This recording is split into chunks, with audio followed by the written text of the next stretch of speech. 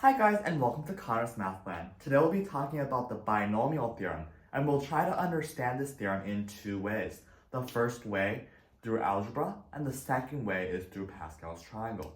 First, talk about what the binomial theorem is.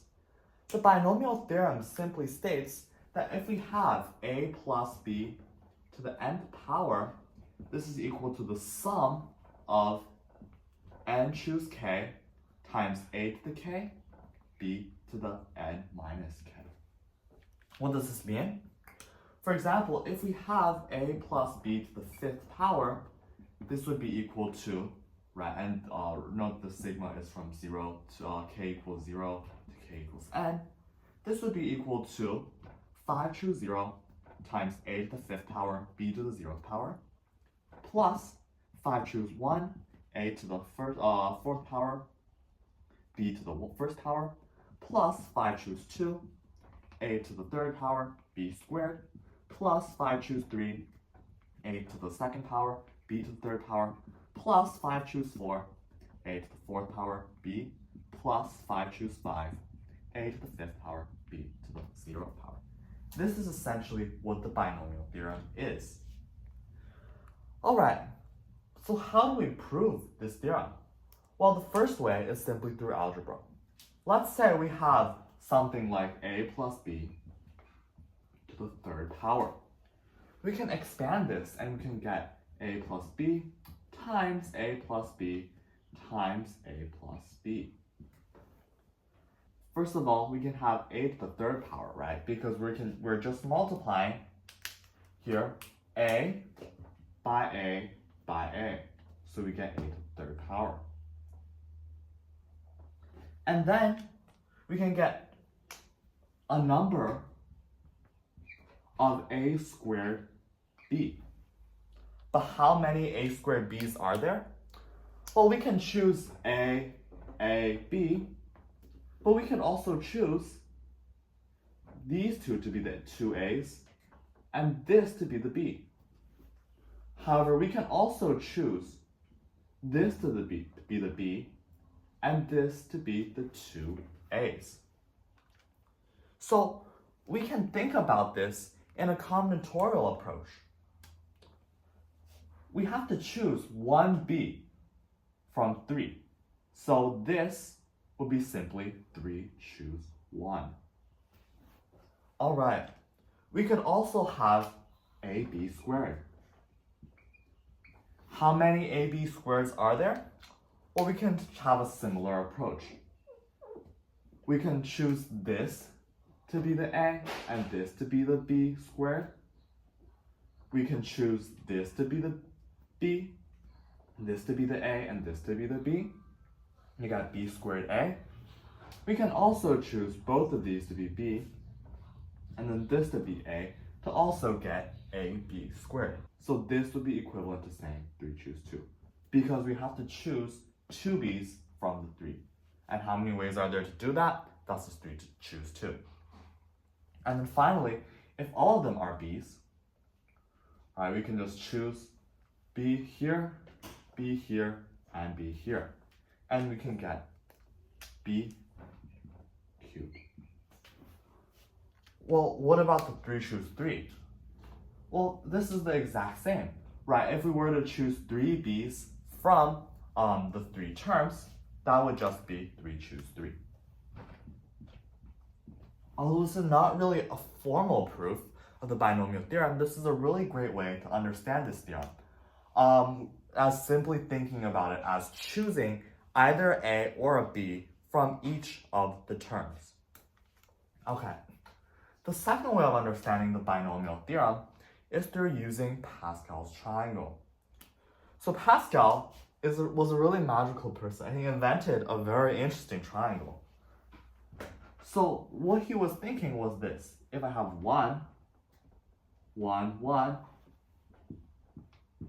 if I make a triangle like this, such that the number here is equal to the sum of these two numbers, right? Or in other words, the number in the next row is the sum of the two numbers in the previous row that are adjacent to it.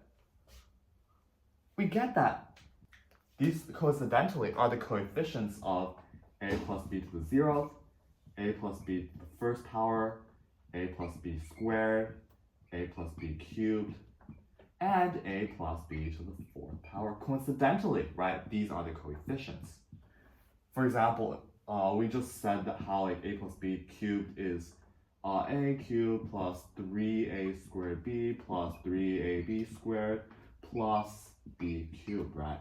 And coincidentally, the coefficients here are 1, 3, 3, and 1, which matches perfectly with this.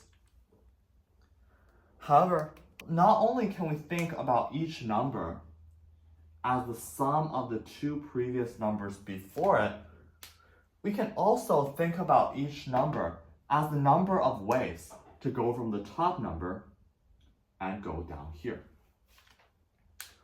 Why can we think about it like that?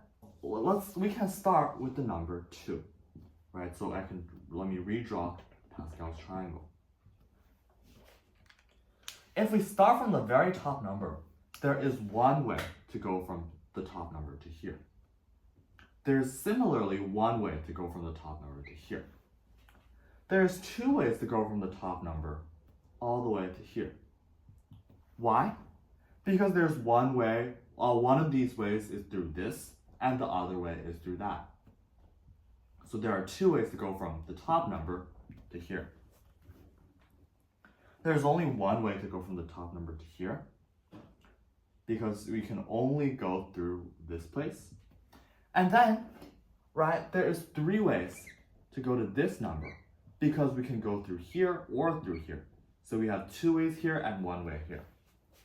So we can think about this as a bijection, or a one-to-one correspondence, where each number here, it can be thought about as the sum of the previous two numbers.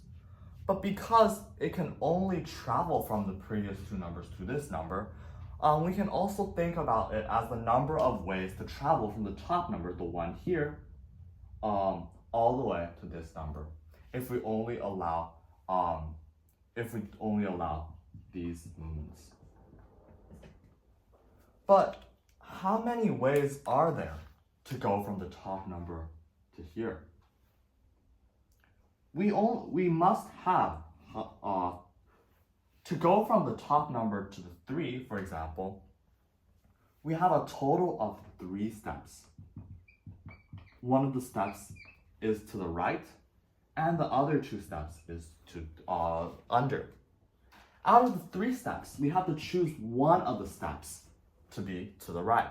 So this would just be 3 choose 1. The same logic applies, let's say, this 3. We have 2 steps to the right and 1 step under. Out of these 3 steps, we similarly have to choose 2 to be to the right. So this number will be 3 choose 2. Generalizing it, we can say that each number in the Pascal's triangle is equivalent to n choose n. N would be the row number if we start from 0, and n would be its position in each row if we were started by 0. Alright, so instead of drawing the Pascal's triangle as numbers, we can now draw it as combinatorial symbols. So we get 0 choose 0, 1 choose 0, 1 choose 1, 2 choose 0, 2 choose 1, 2 choose 2, 3 choose 0, 3 choose 1, 3 choose 2, and 3 choose 3. But remember where we started from. All of these numbers, coincidentally, are the coefficients of a plus b to the 3rd power. 1, 3, 3, 1, they are the coefficients. Right, so instead of expressing them as numbers, we can express the coefficients as 3 to the 3 choose 0, a cubed, plus 3 choose 1, a squared b, plus 3 choose 2, ab squared, plus 3 choose 3, b cubed, right? We can express it as this. And this perfectly fits with our binomial theorem. Alright, thank you for watching this video. If you liked my channel, please like, comment, subscribe, and see you next time.